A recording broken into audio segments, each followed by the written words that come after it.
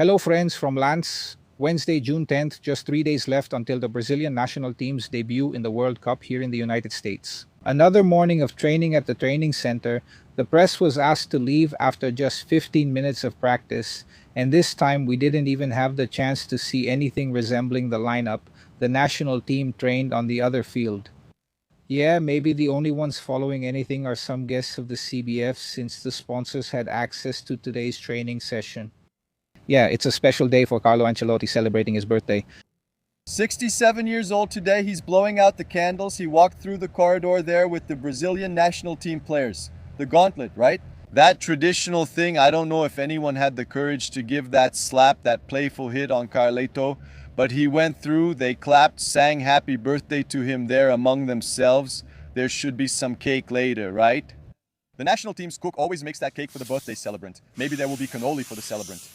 From what we could see of the training, like Dusan said, we were calculating how far we were from the training session, about 100 meters away, right? We tried there with the zoom on our phones, with the cameras we have here to take a look. During the training, we managed to see some technical drills there. The players were dribbling the ball, passing quickly, then passing it to another group who performed the same exercise. So, we couldn't get an idea of the lineup, but I keep insisting.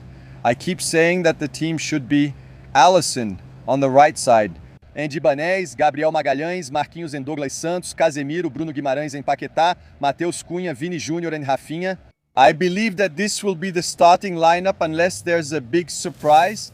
I think Ancelotti will go for the players with more vitality, right?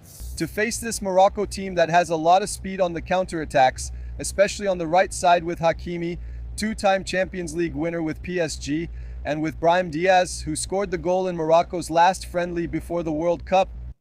Anyway, that's it. And we had some special guests at today's training session, besides the national team's sponsors who were able to watch the whole training as guests. Yeah, I'm curious. I've been following the Brazilian national team for many years, but I can't watch the training sessions because, well, the press only has access to the first 15 minutes, but I've been told that some training sessions are like something out of a movie, right? Specifically today, that might have been proven because the special guests, as Yanaka mentioned, were the Italian filmmaker Paolo Sorrentino and Spike Lee for two different reasons, right? Exactly. Paolo Sorrentino came for work. He's filming a documentary about Ancelotti, the first documentary of his career as a filmmaker. Paolo Sorrentino, who won the Oscar in 2014 with the film The Great Beauty. Best foreign film. Best foreign film. And Spike Lee came to visit. He came wearing the yellow Brazilian national team jersey with a cap. He spoke little with the press. The press asked him about Brazil. He immediately talked about the New York Knicks, who are playing tonight. It's the fourth game of the NBA Finals against the San Antonio Spurs. Yeah, the series is 2-1 for the Knicks, right? And now the Knicks are playing at home, and Spike Lee is that guy who's always there courtside. We always see him during NBA game broadcasts. So we had two really distinguished guests here. We were close to guys who have won 3 Oscars in total, right? Spike Lee also won an Oscar. He won 2, one for Lifetime Achievement and another for adapted screenplay for another production of his. Anyway, so that's basically it. The team had a real red carpet moment here, while the players were working on the very green carpet, right, at the New York Red Bulls training center. Yeah, we talked about the possibility of Ibanez playing as a right back for the national team. Yesterday, he was the one who gave the press conference. He was asked a lot of questions since Ibanez is a center back, right? So, Ibanez, are you ready to play as a right back? He dodged the question every time he said he doesn't know the lineup. He said he was ready, okay, to play anywhere. It's the same old line, right? He'll even play as a goalkeeper. If Antilog comes to me and the old lady is ready to play for the national team, I can be the guy who hands out the sports drinks, you know? Yeah, so it's very likely that it'll be Ibanez at fullback. Today, there's a press conference with Rafinha, forward Rafinha. Yeah, maybe the choice of Ibanez is even more of an indication that he's going to play because it's not very common to put players. Especially since it was just the player at the press conference, right? Yeah, anyway, we'll find all this out in the next few days. So this afternoon, there's a press conference with Rafinha, and the national team will be back to training on Thursday morning. Today wasn't very hot, but it rained in parts of Morristown. It didn't rain at my hotel, but I've heard it rained in parts of Morristown. We have reports, right? We have reports.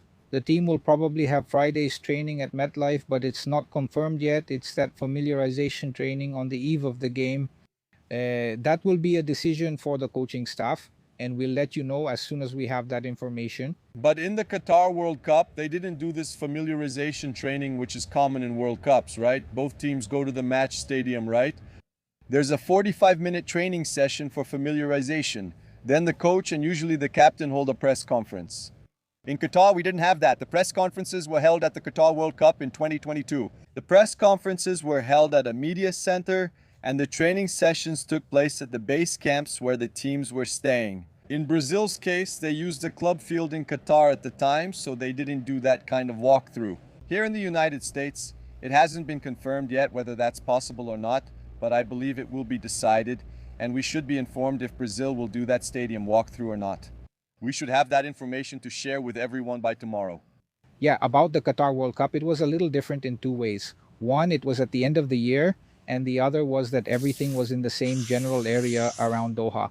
Yeah, so it was 70 kilometers and we could get everything done. Right? There were fewer stadiums, so there wasn't as much need for reconnaissance. But now, with the World Cup spread across three countries, like it was in Russia and Brazil, there was also the issue of when teams could do a stadium walkthrough. There's an issue that doesn't really bother FIFA much because a stadium walkthrough, whether you like it or not, can affect the field, the playing field. That's why, anyway, we don't have that information yet, but of course, you'll know as soon as we do, and you can follow all the World Cup coverage here on Continuamos. Thanks.